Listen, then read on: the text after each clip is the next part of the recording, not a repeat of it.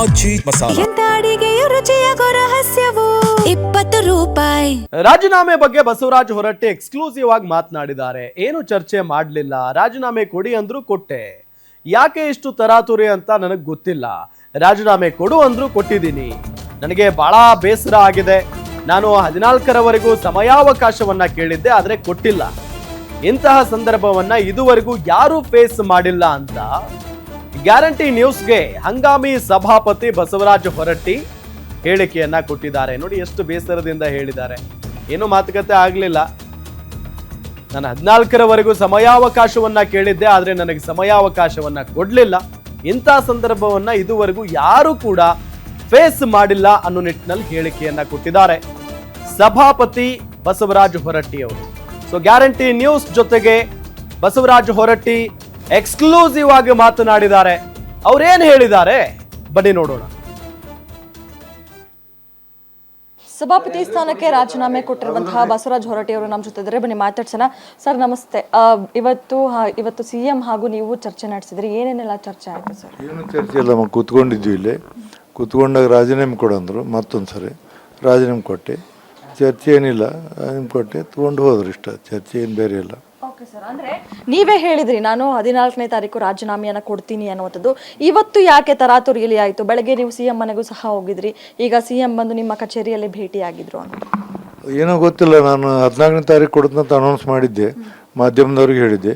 ಮತ್ತು ಅವ್ರು ಇವತ್ತು ಕೊಡಂದ್ರು, ಇವತ್ತು ಕೊಡೋಣ ಕೊಟ್ಟೆ. ಇವತ್ತು ಅಲ್ಲ, ಯಾಕಂದ್ರೆ ನಿಮ್ಗೆ ಇನ್ನೂ ಒಂದು ವಾರಗಳ ಕಾಲ ಅಷ್ಟು ಸಮಯ ಕೊಡದೇ ಇರೋಷ್ಟು ತರಾತುರಿ ಏನಿತ್ತು ಅನ್ನುವಂಥದ್ದು ಅವ್ರಿಗೆ ಗೊತ್ತು. ತರಾತುರಿ ಏನೈತಿ, ಯಾಕೆ ನನಗೇನು ಗೊತ್ತಿಲ್ಲ. ನಾನು ಹೇಳಿದೆ 14ನೇ ತಾರೀಕು ಕೊಡ್ತೀನಿ, ಅನೌನ್ಸ್ ಮಾಡ್ತೀನಿ ಅಂತ ಹೇಳಿದ್ದು ನಾನು.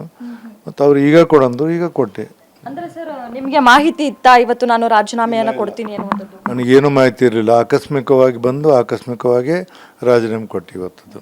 ಸರ್, ಈ ಒಂದು ಇಷ್ಟು ವರ್ಷಗಳ ಅನುಭವದಲ್ಲಿ ಈ ರೀತಿಯಾದಂತಹ ಸಂದರ್ಭವನ್ನ ಯಾವತ್ತೂ ಸಹ ನೀವು ಎದುರಿಸಿರ್ಲಿಕ್ಕಿಲ್ಲ. ಸೊ ಹೀಗಾಗಿ ಇವತ್ತಿನ ಒಂದು ಬೆಳವಣಿಗೆ, ಇವತ್ತಿನ ಒಂದು ಸಂದರ್ಭದ ಬಗ್ಗೆ ನೀವೇನು ಹೇಳ್ತೀರಿ? ನಾನೆಲ್ಲ ಯಾರೂ ಅನುಭವಿಸಿಲ್ಲ ಈ ಥರ. ಅನುಭವಿಸಿದೆ, ಇದು ಆಯಿತು. ಭಾಳಷ್ಟು ಬೇಸರ ಆಗಿದೆ, ನೋವಾಗಿದೆ. ಇಂಥ ಘಟನೆ ಯಾಕಾಯಿತು ನನಗನ್ನೋದು ಇನ್ನೂ ನನಗೆ ಅರ್ಥ ಆಗೋದು. ಸಹಜವಾಗಿ ನನಗೆ ಮನಸ್ಸಿಗೆ ಸಾಕಷ್ಟು ನೋವಾಗಿದೆ. ಏನು ಮಾಡೋಕ್ಕಾಗೋದಿಲ್ಲ, ವ್ಯವಸ್ಥೆ ಹಂಗಿದೆ. ವ್ಯವಸ್ಥೆಯಲ್ಲಿ ನಾವು ವ್ಯವಸ್ಥೆಗೆ ಹೊಂದ್ಕೊಂಡು ಹೋಗ್ಬೇಕಾಗುತ್ತೆ, ಹೊಂದ್ಕೊಂಡು ಹೋಗಿನಿ ಇಷ್ಟ. ಮತ್ತೆ ಸರ್, ವಿಪಕ್ಷದವ್ರು ಹೇಳ್ತಾ ಇದ್ರು, ಅಂದ್ರೆ ಬಿಜೆಪಿ ಅವ್ರು ಹೇಳ್ತಾ ಇದ್ರು, ಹೊರಟ್ಟಿ ಅವರು ಗಟ್ಟಿ ಮನಸ್ಸು ಮಾಡಿದ್ರೆ ನಾವು ಅವ್ರ ಜೊತೆ ನಿಲ್ತೀವಿ, ಯಾವುದೇ ಕಾರಣಕ್ಕೂ ಸಹ ರಾಜೀನಾಮೆ ಕೊಡೋದಕ್ಕೆ ಬಿಡಲ್ಲ ಅನ್ನುವಂಥದ್ದು. ಅದು ಏನಂದರೆ, ಆಕಸ್ಮಿಕವಾಗಿ ಕೇಳಿದ್ರು ನಾನು ಕೊಟ್ಟುಬಿಟ್ಟೆ. ಅದು ಸದನದಲ್ಲಿ ಹೋದರೂ ಸಹಿತ ಅವರು ನೋ ಕಾನ್ಫಿಡೆನ್ಸ್ ಮೋಷನ್ ಮೂವ್ ಮಾಡಿ, ಬಹುಮತ ಇರಲಿಲ್ಲ. ಅಲ್ಲಿ ಏನೇನೋ ಮಾತಾಡ್ತಿದ್ರು, ಇದಾಗಿದ್ದು. ಅಲ್ಲಿ ಹೋಗಿ ನಾವ್ಯಾಕಷ್ಟು ನಮ್ಮ ಮರ್ಯಾದೆ ಕಳ್ಕೊಬೇಕಂತ ತಿಳ್ಕೊಂಡು ಹೇಳಿ ನಾನು ಹೇಳಿನಿ. ನಾನು ಸಭಾನಾಯಕರಿಗೆ ಹೇಳೀನಿ, ಅಶೋಕ್ ಅವ್ರಿಗೆ ಹೇಳೀನಿ, ಹಿಂಗೆ ರಾಜೀನಾಮೆ ಕೊಡುತ್ತೇನೆ ಅಂತೇಳಿ ಹೇಳೇ ಕೊಟ್ಟಿದ್ದೀನಿ ನಾನು.